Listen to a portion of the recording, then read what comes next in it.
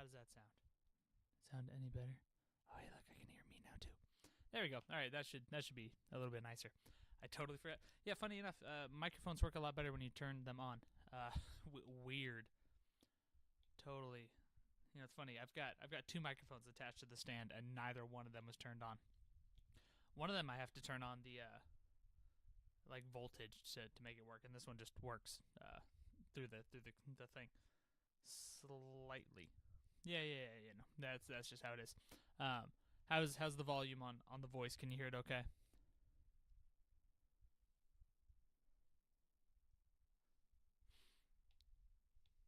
There we go. Good. All right. So let's get into this. I think I really am going to be looking at the horn parts for the chorus. So the chorus starts here. And when did you get so far away from me? How did I end up all alone? And I kind of want to just add some simple like pads, basically, so where the brass and stuff are just playing chords. I have them doing these little punches, which is nice. But and I realized this after I stopped streaming the other day. I didn't put a bass part in here. I kind of want that. I need that. So strings plucked. We'll put a 5-string. I've got a 5-string. So let's do that. And really quickly, I mean, let's just super basic. Stick in. That is a drum set. Let me try that again. There we go. Stick in at least root notes everywhere.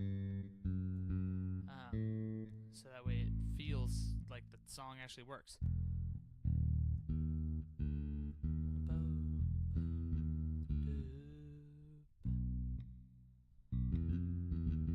See exactly what the bass does there.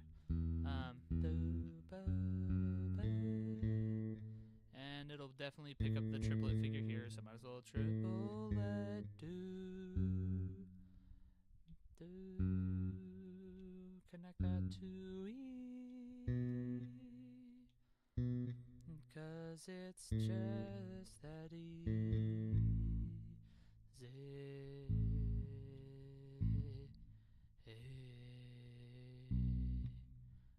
And let's just copy and paste this into Bassland. Get rid of that top part for sure. Let's see.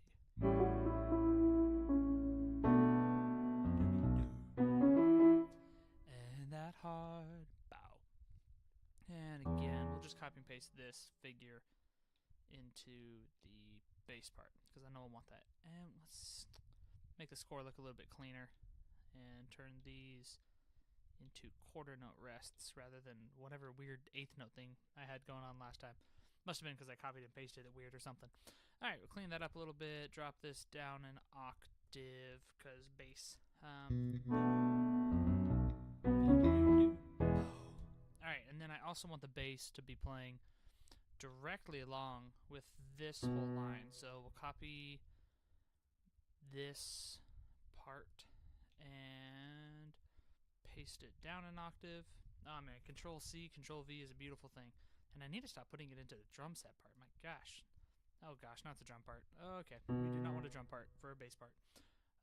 Here we go.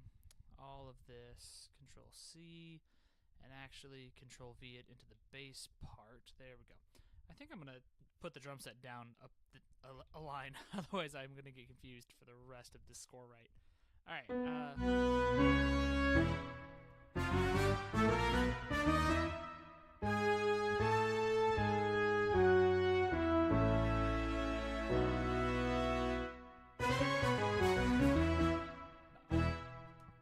we go. Yeah, it adds just so much life to it. It's super, super nice. Okay, bass is a beautiful instrument. Love that thing. Okay, so now, like I said, I want to go back in and kind of write some chord pads to happen underneath this. I like the stings, and that's really great, but I definitely also want there to be some continuous ideas through this. So what I'll probably do, I think saxophones make really nice chord pads. So let's bring it back to the beginning of the chorus. So we're going to be right here. And saxophone. I kind of probably want these spaced out.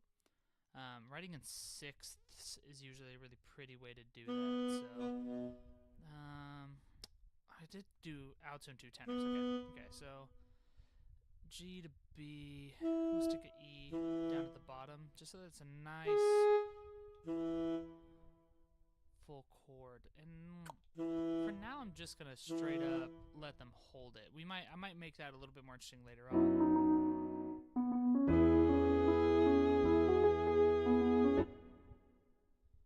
Because what I can do here is move them. There's an idea, we talk about voice leading when we're doing chords. But basically the idea that I want to move these chords as little as possible and still, express the same chord. Depending on what exactly you're doing with your chords, will change what you want to do with them. There's this whole idea of avoiding parallel fifths when you're doing much more classical music.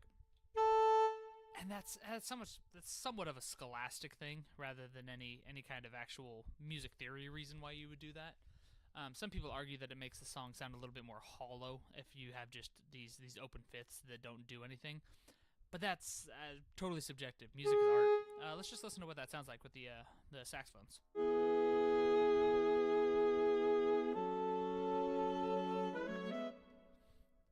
Sounds nice enough to me. The only thing that I'd probably want to look at is maybe toss this up an octave so that way the line's a little bit more succinct. Yeah, there we go. It sounds nice. So that way it works good there. And then we can have the brass take over the pads. What, we got A major here? Yeah, A major. So brass usually works a little bit better, tighter up. So let's make sure that we got A, C sharp, E. Keeping the brass low here might make it kind of fun for them to explode into these hits and in that later section. So let's make that fill up the time, and then it's A7 over E. So we can add a little bit of jazz to this. I say jazz, I just mean kind of bring the parts out a little bit. So if I go E, G, C sharp, does that have some crunch? Oh wait, I want just G, not G sharp. Just G, just G.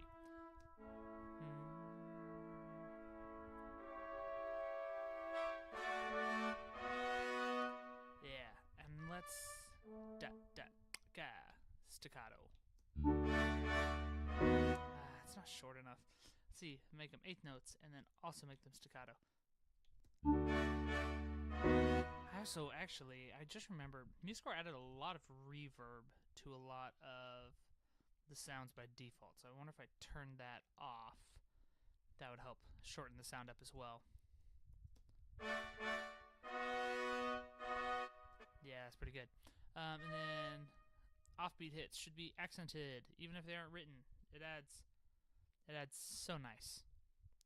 Adds a lot of extra sound to that.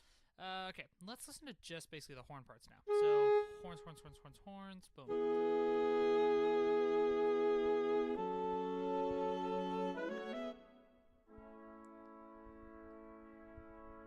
we go.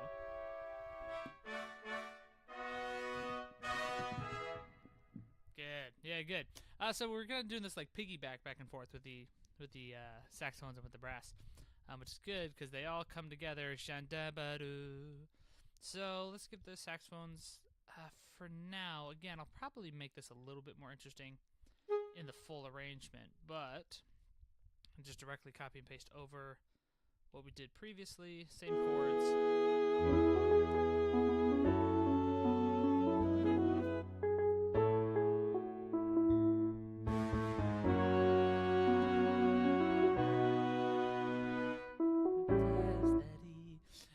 Here's the thing that I think this song is really missing right now. Just some simple drums.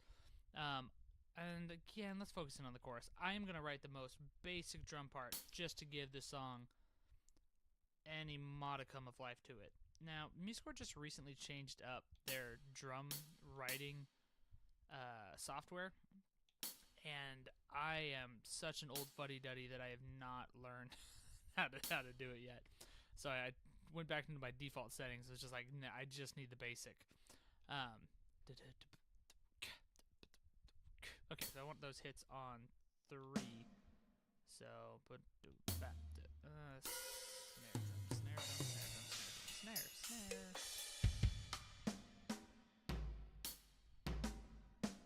There we go. We'll take snare. Snare. And snare. And snare. And then we need just simple bass drum. Bass. Bass. Bass. Bass. And I think a nice little bup up could be nice. So a little something like that. Boom. Boom. Boom. Boom. So if we do a little something like that, just a simple 2-measure loop to kind of give the song some meat to its bones, a little something something to help push the whole thing along. Now this is where it gets a little bit out of time. That is as far as I want to take the drum part, just so it doesn't clash with that kind of rubato section. So we should get.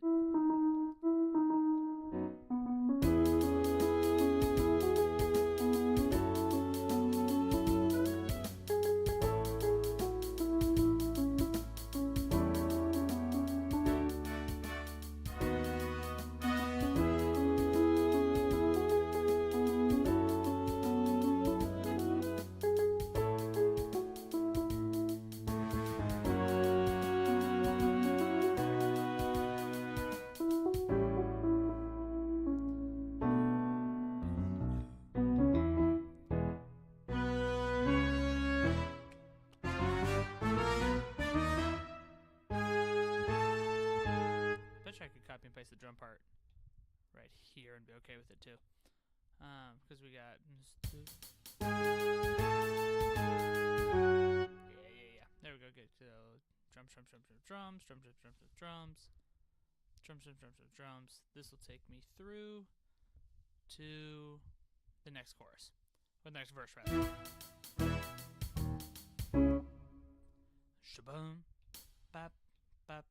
Probably make each of these as like hits as well. So boom, boom. Have this hit as well. One final hit. There we go. So we got. Okay.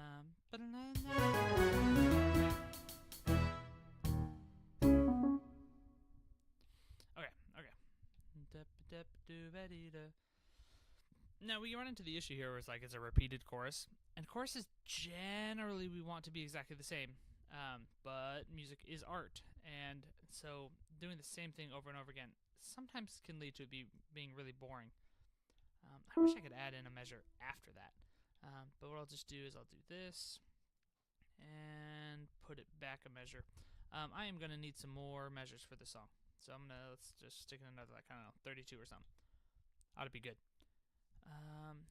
Because what we get to here.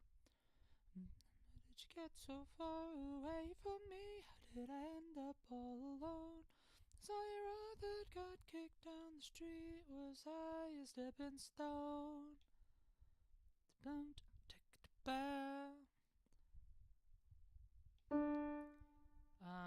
We go to. I put in the bridge right here. I do a half chorus and then stick in the bridge, which I think actually might be another measure of 2/4, if I'm not mistaken.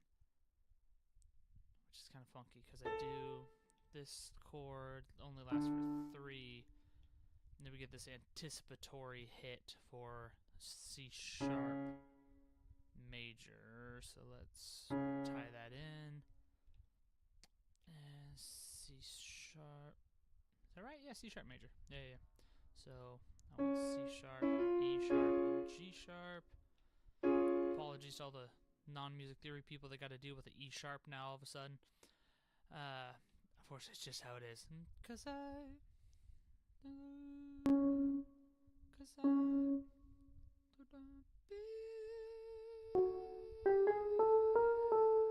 we go, good.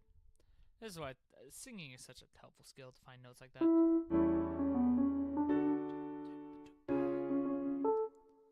Because I feel like no one really heard me when I turned and said Da da be, ba da dee. That hit actually should be anticipatory too. Feel like no one really hurt me. Feel like no one really hurt me. Really hurt me. Da da da, doo dee da ba. So a little offbeat there.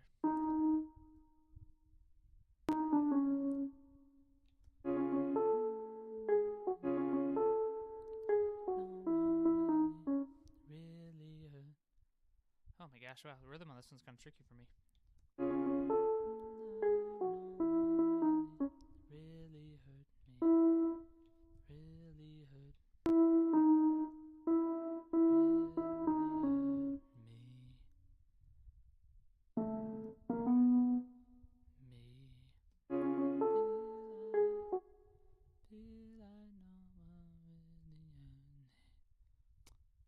It's one of those things, this is a song that I've sung a bunch of times just by myself, but when you gotta go stick it into sheet music, all of a sudden it gets a lot harder to really make sure that you're singing in time. And I don't know that I ever was really singing this line really cleanly in time, and that's starting to bite me a little bit now. Oh, it's F sharp minor that's going to be here. Oh yeah, I'm trying to keep up with labeling my chords, so I have to go back and do that later. C sharp major. I feel like no.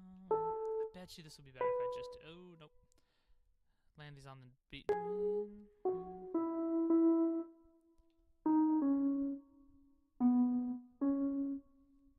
Wrong one. Delete you. Bop. And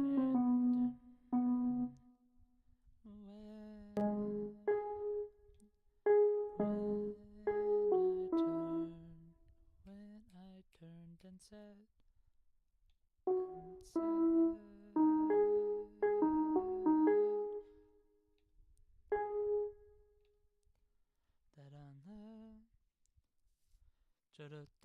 yeah.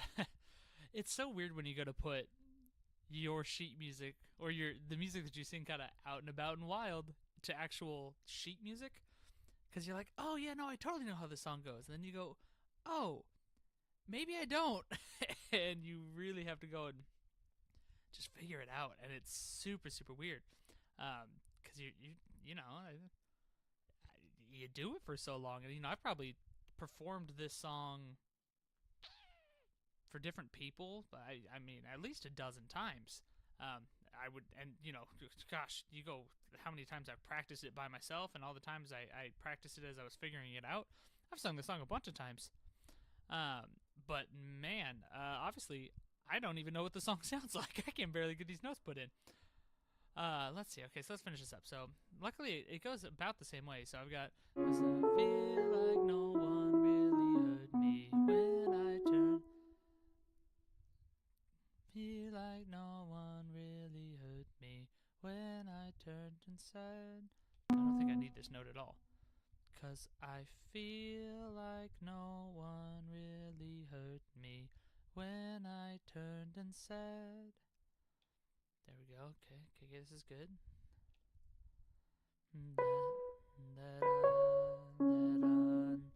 Less. And let's just tie this to one beat.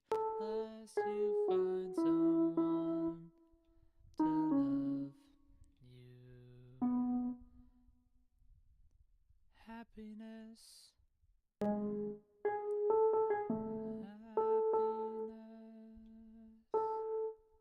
Happiness is in your head. I suppose that's actually just triplet, isn't it? Happiness, triple A, is in your head.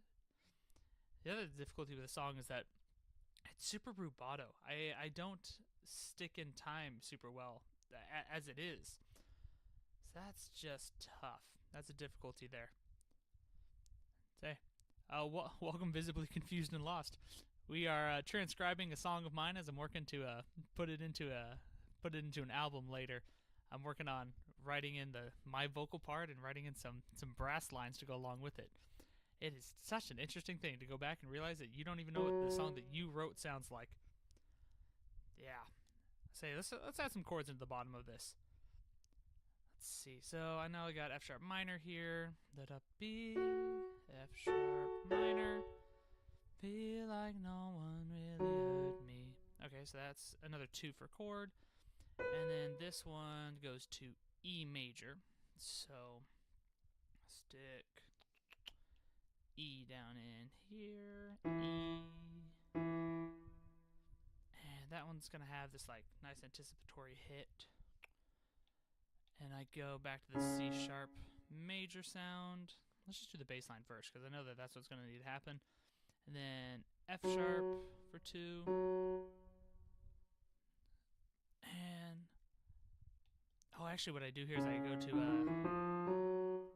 F natural, do this kind of little walk up. I totally forgot. Look at that. Okay, so then let's build the chords from the bottom up. So E, G sharp B, E, G sharp B, and then hit on that F natural.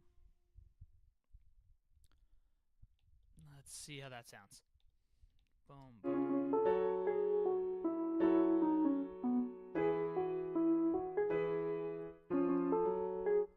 Yeah, there it is. Unless you find someone to love you. And then, what do I do there? I do another triplet thing, because I do it as reminiscent of the triplet hit that's in the chorus.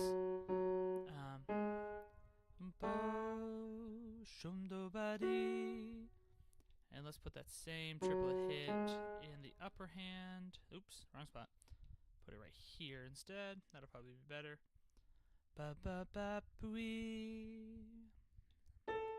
I love wrong spot. No C sharp. This is A minor. We're in the sad part of the song.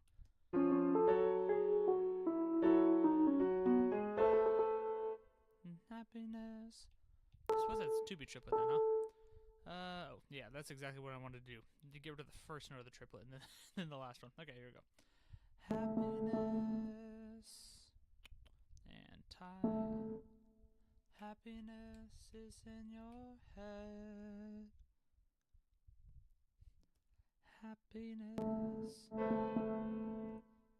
Happiness is in your. Happiness is in your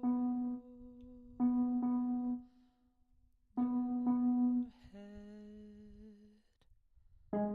There you go. And of course, because I had to torture myself for this song, it's all the way up there. Big octaves. Yeah, and I basically just, I'll just put, a retardando here because it's slows down. Properties, we'll make that italicized. There we go.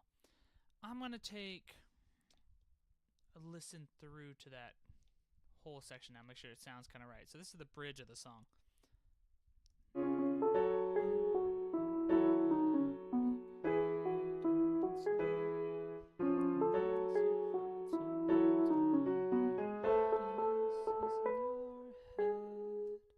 Good. And just like with some earlier parts of the song, this is going to last, kind of suspend over until we land on E major.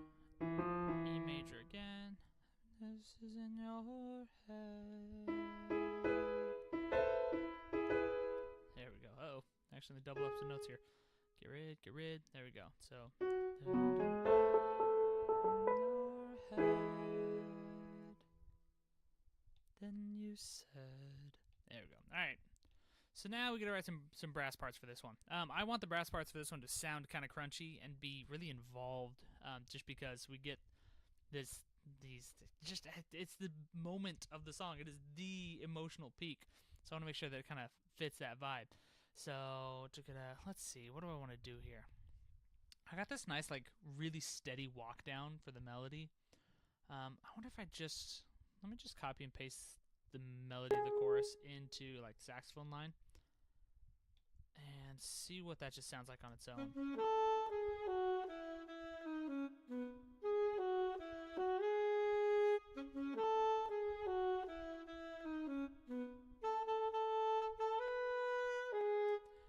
we did something more with that triplet figure, so like the 2-beat triplet, it would help build a little bit of like rhythmic tension in the song. So okay, not that. I love triplets, but maybe not that big of a triplet. Let's just go with a 2-beat triplet.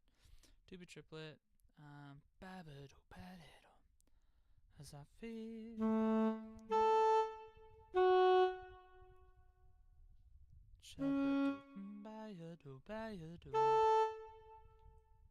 Yeah, I might have to turn saxophone down just a little bit as far as make sure it doesn't cover up the vocals. Let's put dynamics. Put them at mezzo piano. See how that goes. Yeah, see, this could be a fun little like waterfall effect underneath everything. As I feel it, do better, do better, do.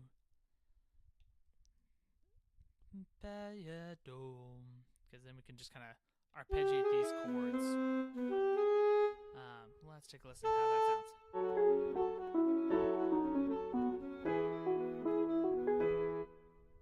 Yeah, I kind of like that. We'll have to see how it fits in, you know, in real life when I get some friends to come over and play this on their instruments, because this might change things how they are. I'm really going F diminished here, so I can keep that. F. And what? So what? F, A flat, B. I mean, yeah, that's basically. Yeah, just one tiny little change there as I walk up. All right, good. So let's take a listen to that.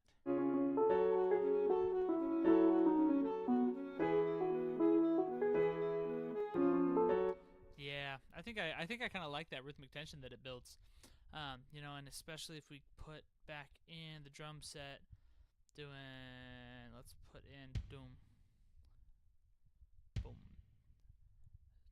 doom, ba-boom. Yeah, B used to be the bass drum hit for bass drum. That's what my brain always thinks. So I'm pressing A and I'm getting a snare drum and it just totally fries me for a second.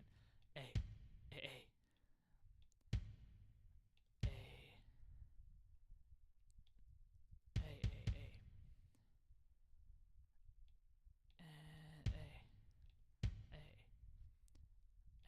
Love maybe a ride cymbal.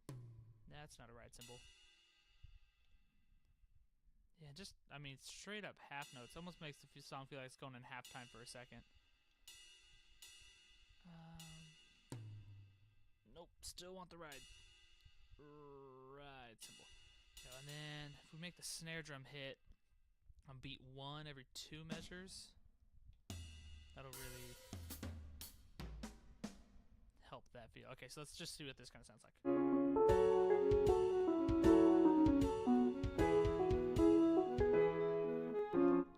Thank you. I'm glad you agree the triplets go hard. Triplets are heat, man. They just always have been. Let's see. How long has this song been in the works for? I think I finished writing this song when I was probably about a year ago. Just when I finished the vocal and the piano part. But I just this last year started thinking about actually sticking an album of songs together. And I've got 2 albums that I'm working on, which I realize is very bold for a guy who has not even put out a single album. But nonetheless, here we are. I think that so I've got one album that's just me and either a piano or a guitar, so that way I can just record it all myself. And then this is going to be part of the second album, where I've got me plus a lot of other instruments as well. And that second album has got a whole bunch of just different like styles that are going on. So this one's kind of the like neo soul pop song. Here, just for kicks and giggles, we'll take a quick jaunt over to one of the other songs that I'm working on. There's a song, I think I've only called it Latine right now because I used to call it Lantern, and then I spelled it wrong on my phone, and you know, it's crazy how long mistakes just keep up. Let's see. Yeah, I've got some more written on this one. I'll just let this one play. Feel free to take a listen. Let me know what you think. This one's, again, also totally not finished yet, but pretty close. So here's what this one sounds like.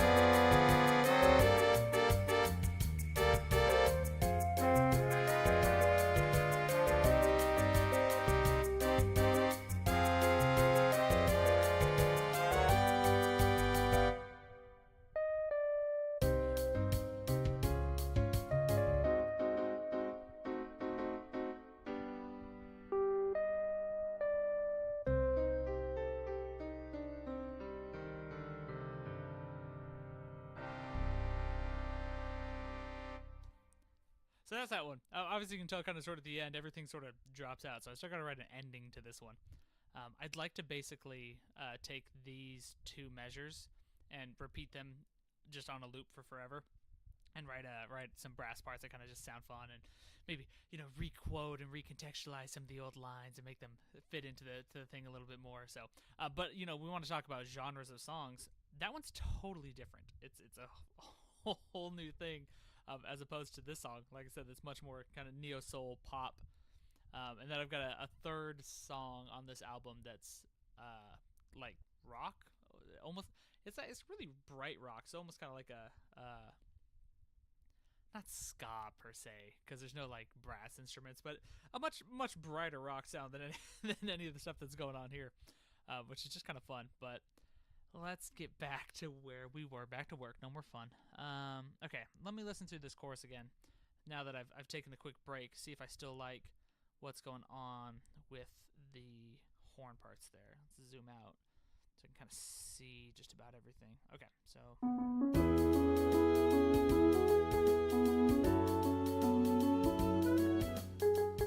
appreciate the feedback. Thank you. It's probably just because I stepped away from the mic.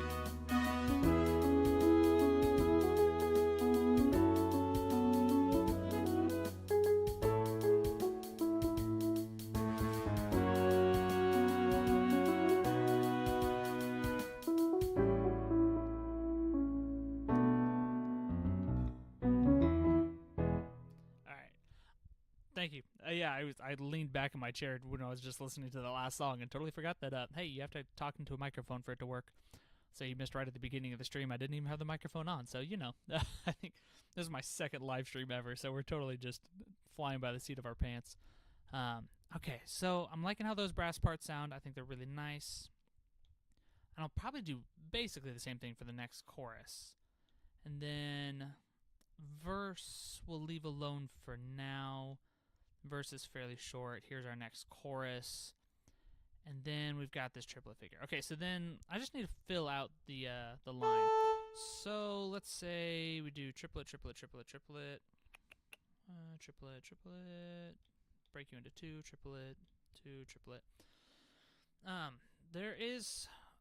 We can just arpeggiate these chords by kind of making the two lines fall on top of each other effectively. So I'm doing the chord F sharp minor. F sharp minor is the notes F sharp, A, C sharp. And with that, this line is doing just literally A, F sharp, C sharp. So we're just arpeggiating the chord. And then we go to E major. And so what you can do for writing parts for a song, if you want to just figure out how to, it's like, oh man, I don't know what other notes I'm going to write in. Just do the other notes of the chord, and you can start from the top and just work your way down. So for instance, I did A for this first note. The next note down is F sharp. So if I start this tenor sax line on F sharp, and then just arpeggiate those notes downwards in the chord, so F sharp to C sharp to A, and just keep doing that as well, it will sound fairly nice as I play both parts together. Oh, not what I want. There we go. Let's try this. It'll sound fairly good as we go. And then it'll be the same thing for this E major chord. I just got to start with the next note down, so E, then B, G sharp, and we do the same thing for each of the next triplets, triplet, and then for this triplet, we're doing F diminished, so this E right here needs to become F instead. I'll say, there's some music theory person that's going to look at this and go, oh, it should be E sharp diminished. It's like, nobody calls it E sharp diminished. E sharp diminished is stupid. Okay. And then onwards and onwards. Let's take a listen to that. Make sure that sounds all good.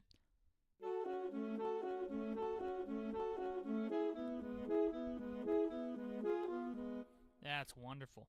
And we should finish out the parts by adding in the third one. Now, you can get into a little bit of trouble here where if it was all the same person playing the same instrument, it might kind of sound like you're just playing the same chord over and over again. And so it really helps to have like multiple takes of whoever's going to play the part so that it sounds different each time. As well as you could just have different instruments do it. For instance, in these triplet lines, I've got an alto sax and then 2 tenor saxes. And the 2 tenor saxes might start to sound a little bit similar, but what I'll probably do is have whoever plays this play it in 2 different ways, or have them do a bunch of recordings and kind of mix and match them so that they don't sound exactly the same.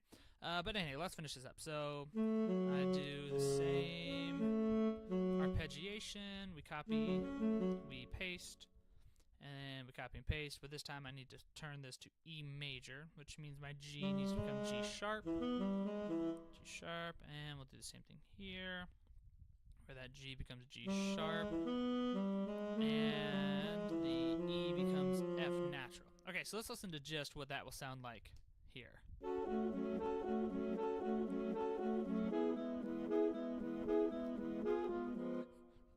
There is no E sharp diminished gang.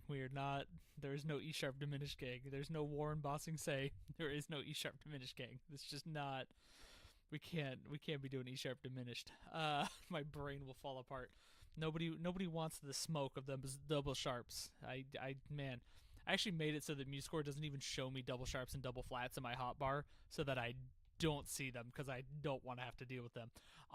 I'll deal with an E sharp when I have to. I mean, we can pacify the E sharp diminished gang. I did put an E sharp and C sharp major, but that's just because that's the notes. All right, let's take a listen to that in context now. So.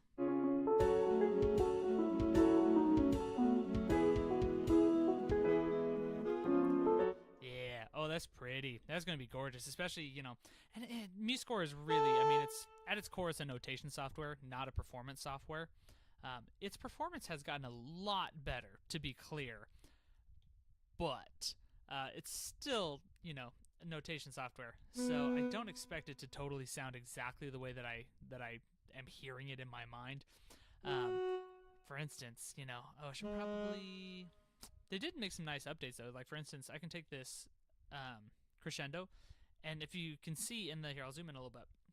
But if you see actually in the measure, I can tie it to basically any individual rhythm, rather than just kind of, oh no, it goes vaguely to this measure. And then as soon as you finish placing a crescendo, it immediately puts up, it puts a little window up here for you to choose what dynamic we're crescendoing to. I think I started at mezzo piano, so we'll just go to mezzo forte. Don't need to do anything too crazy. Mezzo forte. There we go, and we'll zoom back out. Do the same dynamics for this line. The triplets are, very rhythmically punchy, so I definitely don't want them to be too fronted and make the song sound like off kilter by any means. I think that's why having this more simple drum line sort of helps with that a little bit. Boom, da ba, and we need a nice cut there, so we get a nice do ba do ba do ba. I wonder if we can do a little simple drum fill. Ba D. No, that's not a tom. Tom hit. Tom. There we go. Tom. And another one. Another tom hit. There we go. Let's see what that sounds like. Let's take a listen in context.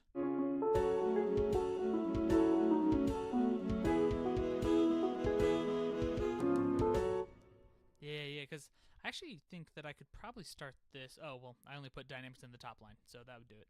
Let's see, I can probably start this a little bit softer even. So let's. There we go. Let's try that again. Start from here.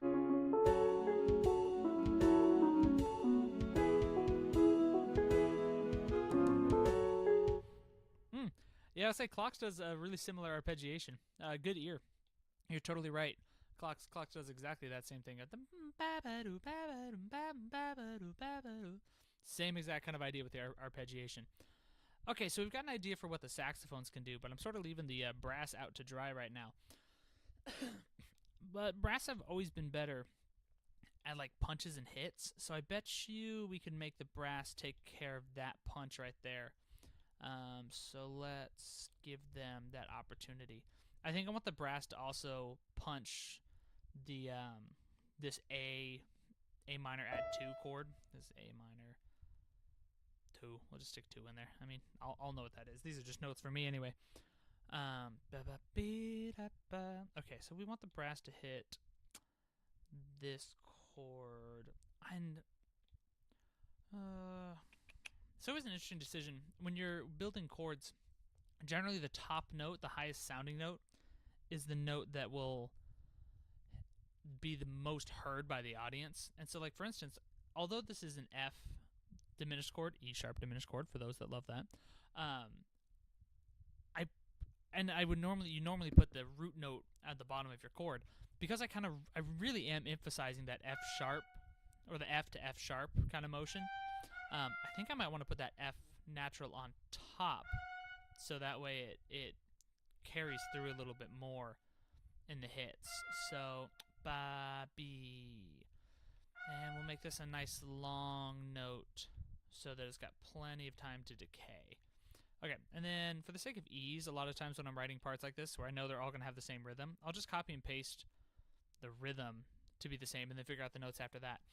Let's see, so sixths are pretty. I think I still want it to be pretty here, so we'll move this trumpet down to that G sharp, and that resolves up to A, and then we need F sharp, the B would be our next one here. So B to C sharp. Let's listen to just what the brass part sounds like. So just the brass. Yeah, that's basically what we want. It's not, that decay isn't working the way that I want it to, though. Let me see if I can't fix that somehow.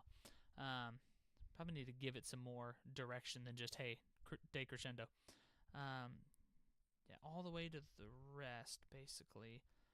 And back to being soft. So all the way to the, oh, nope, wrong spot. There we go, there we go, there we go. Give me the other side of it. There we go, all the way to the rest, and piano. And then, maybe if I zoom in a little bit, it'll be easier to grab. All the way to the rest, and piano. Okay, let's listen to that again. Make sure. Yeah, there's something weird MuseScore does when you do the accent, is that it does the decay right after, which is like kind of, I guess it's true. I wonder if I can just maybe make this note individually louder. So what if I make this note forte, perhaps? So let's say this note is forte. Yeah, I think that's okay. It works better in context, it sounds. Let's by itself. Yeah, that's right. Man, I hope I can play that. As the guy that's going to have to do trumpet on this song. That F sharp is fairly high. Though I suppose I'm in concert pitch, because what, that's E if I'm not in concert pitch? Oh no, it's worse. It's G sharp. Great. I'm going to pretend I didn't see that. Back to concert pitch. Yikes. Okay. And then we continue the triplet figure for the saxophones. So we've got da-ba-doo, ba-ba-doo, ba-ba-doo. So triplet, and that happens for 2 measures, so we want both of these measures of triplets over here. And then triplet, land. This has got to land onto an A minor 2 chord. So we can have them land on some of the notes they're already playing. Let's see, so this would normally take me back up to F sharp, so I'll take it to E instead. So we'll put you on E. And then this would take me up to C sharp, so I want that to be on regular C. So we've got, yeah, babadoo, wee. That's nice. Ooh, how crunchy. Oh, what a crunchy little line. I want to kind of listen to what the saxophone sounds like all together through the whole part.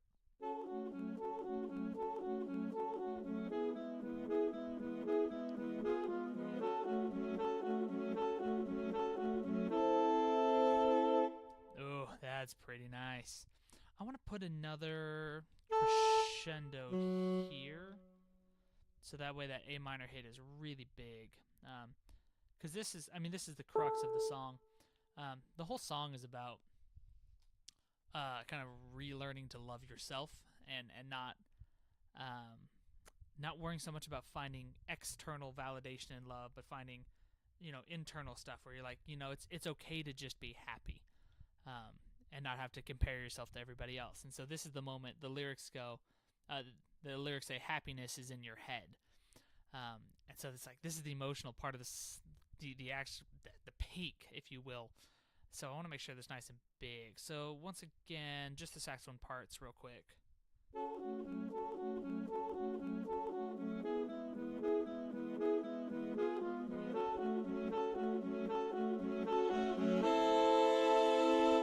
Yeah, it's beautiful. Yeah, and confusion loss, you're totally right. Sometimes, especially with a program like MuseScore that again is really not meant to be a performance thing. Um, it's one of those trust the vision, bro. You gotta trust the vision. And yeah, I am trusting the vision and hoping it'll sound good. And it's because I'm the one writing the song, and I'll have the editing over it. If something doesn't work out, then I can figure that out later, and fix it. So I'm sticking the note. So we've got A minor, add 2. And right now, the only voice playing the 2 is the piano right here. Technically, the melody hits it, but just happiness is in your... It'll only hit it for just a moment. So I want to make sure that it's covered in one of the other voices. So let's just hear what the brass sounds like. I think I'm going to need to come up with some intro to this. I wonder if I can't just do like a 2-ba for the brass here. Let me write something real simple. I'm just gonna write a pickup note into these chords. So let's do just the winds.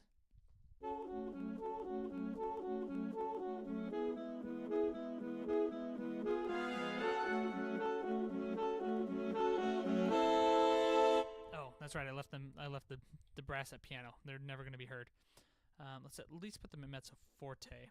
Unfortunately, again, for the MuseScore sound fonts, when you go to forte, they do the sword or something, and that's S-O-R-D, no W in this, but it's there's some term for it. But it's when brass players kind of like, I've always heard of it as cracking the bell of the instrument, and it gets that kind of blatty sound. For whatever reason, when you go to forte on MuseScore, it almost always does that. So let me make sure this is loud enough. Okay, that was wrong. Let's listen to that again. Oh, it's because you are not playing by the rules. Let's put you... interesting. Okay, wait. So you should be on C sharp. So you can be on A. Okay, wait. Let's try that again. Yeah, play the right notes. It sounds better. Because this sounds like a suspended chord, but... yeah, oh man. It's going to have to be more crunchy. Okay, so let's figure this out. I really want that rub to be heard between that A and the B. So let's put another voice on B. So let's put you on B.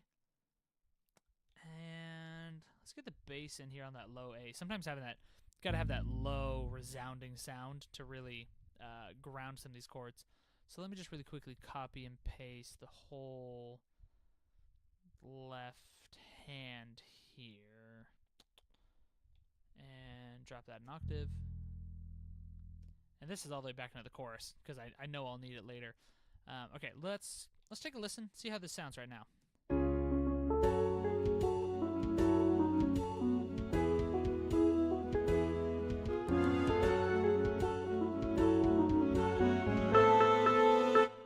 Okay. Maybe double forte was a little bit too much for that part. Let's at least make it forte, though. But it is the right idea. This is much closer to the vibe that I want. I want that moment to feel dramatic. And that's pretty close. Let's I'm gonna start from here.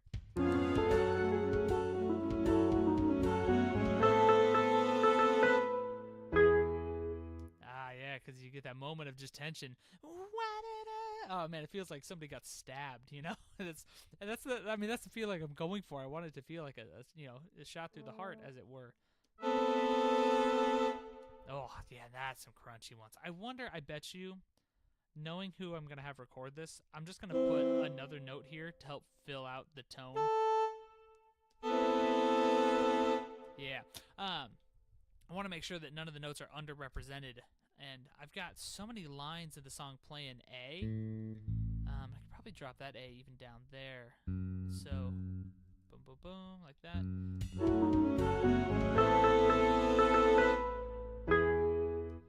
Good. And then I need need to make these chords. All of this has got to resolve just beautifully to E sharp. Or to, not E sharp, no E sharp, sorry, I lied. To all the people that were really looking forward to E sharp, that's not going to happen. We're going to E major. I got to resolve all this to E major. Now, as we look at good voice leading, I want to make the smallest motions possible. And if a voice can stay on a given note, then it should. So this note needs to resolve down a half step. This note can stay. This note can also resolve down a half step. But it does land into that same spot. So I'll deal with that as we get later. I don't remember if I play this as E major or E major 7. I'm going to try putting the 7 in and see. Well, I guess the D is already sharp. I'm going to try putting the 7 in, see what that sounds like. Let's see. So this one's already E. Issue is normally we don't put the 7 in a lower voice because that makes it sound worse. Major 7ths are beautiful. Minor 9ths are awful. Yeah, I'll say that's, let's see. Yeah, say that bus horn. Yeah, that is really kind of what it sounds like. Yeah, you know, man, I've been using MuseScore since, I think MuseScore 1. Before, I don't know exactly what version, I started on, but it was right towards the beginning of it. And they have improved greatly since then. But some of the sound fonts are still, it's still a notation software, not a performance software. Let's hear what these chords sound like. So we got... Yeah, nope. Yeah, that 7th is just not the vibe. Let's get rid of that. See what this resolves to. Yeah, it needs more E in it. I've got a lot of G sharp and B, but there's not enough root. I need a lot of home bass. I need more home bass in my chord. So let's drop you down to E as well. Oh gosh. Let's see. So, well, part of the reason is that chord's just too short right now. Man, now I'm gonna listen to that every time and think bus horn. Thank you, Confused and Lost. You have now made me confused and lost. There we go. All right, let's listen just all the way through to this bridge now. See how that sounds. So starting from here.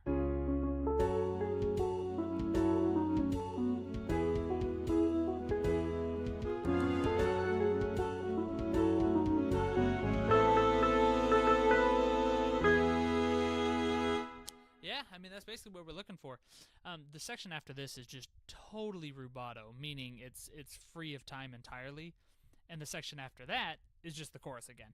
And I don't even know if that last time through the chorus is going to be any different. I don't know that it'll be any different at all. So, well, I have got band practice to get to in just a second because I've got to go play electric bass for big band. I've got one last little song I wanted to show. I might be bringing this into the group that I'm playing with. This is an old jazz standard called Black and Blue. It actually just hit public domain this year. I thought it was a way older song than it was. But lo and also behold, apparently not. So I guess I'm glad I only started doing this arrangement this year.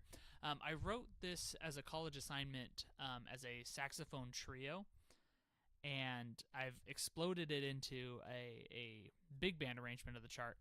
I think I need to stick in a solo section, and I think that I might have to write out some solos just knowing the band that I play with.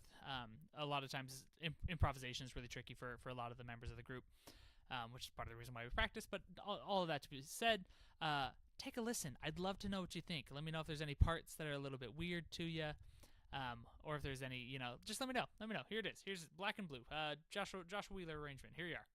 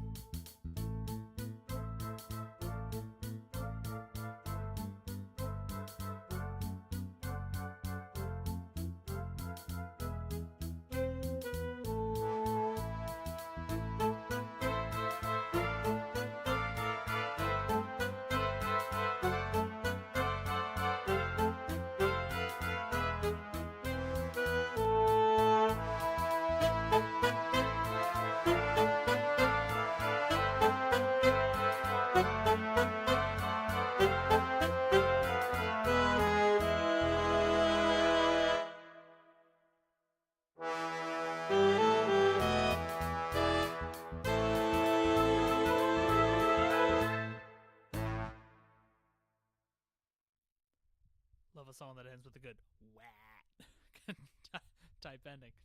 Yeah, let me know. What'd you think? I'm super happy with how a lot of the parts of this song fit together. And again, like I was saying, music score isn't perfect, but it performs it pretty well. You can definitely get an idea of what I'm looking for with the song. There are definitely some parts that are a little bit too loud or a little bit too soft, and they're just not perfectly like in line with what I'd like to hear. Like for instance, right here, you can barely hear the trumpets doing this little like walk up the E dominant chord. That's just almost entirely buried in all of. You hardly hear it. Hardly hear it at all.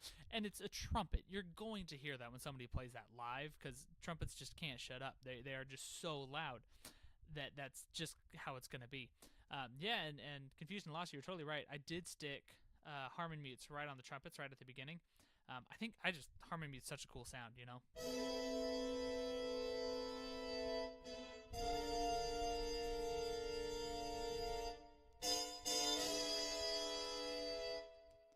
I think works really well for this because it also helps call back to that older style of jazz. I think a lot of times when people think of jazz and trumpet, they think of that sound. So that's me trying to have trying to kind of call back to that sound, and be a little reverent, if you will, for the initial version of the song. Because obviously the initial version of the songs in 4/4, it's much more straightforward. The ba ba dee ba ba beep ba doo ba da ba ba dee da da beep ba doo ba ba ba doo doo. It's a lot more straight, I'd say. And so kind of turning it into this jazz waltz is definitely a different take. I don't think I've ever heard a jazz waltz version of this song, but the melody of the song is 1 and 2 and recontextualized, that's just 1 2 3 1, and so it fits really really well. I mentioned this as I was doing the part writing for the other song, but this kind of saxophone writing, this kind of part writing, was something that is actually the only thing I've ever taken lessons for, as far as like music goes, was jazz arrangement lessons. And so writing lines like this,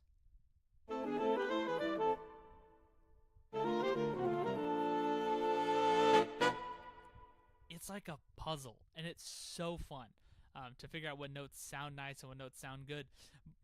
But at the same time, once you figure out how to do the puzzle, it becomes a lot easier, and you just kind of go, oh, so I just kind of need to do these things. It's less, in some ways, I guess it's less of a puzzle and more of just like a paint by numbers, where it's just like, oh, well, I have green. Green is number 2. Every time I see number 2, it's time for green.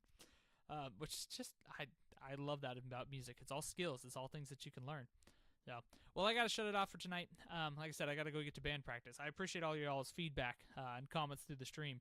It's really nice, and it's kind of fun to just do music and share it with others. So do let me know if you have any other thoughts on any of the stuff. Feel free to put them in the comments below. I'd love to answer any questions that anybody's got. But thanks for tuning in. I'm going to try and do these every Monday at 5 for whenever possible. I've got a student that I'm helping write a song, so I might not be able to do it next week. But, we're going to try. We're going to do our very best. So thanks for watching, everybody. Y'all have a wonderful night. I'm going to turn off the stream.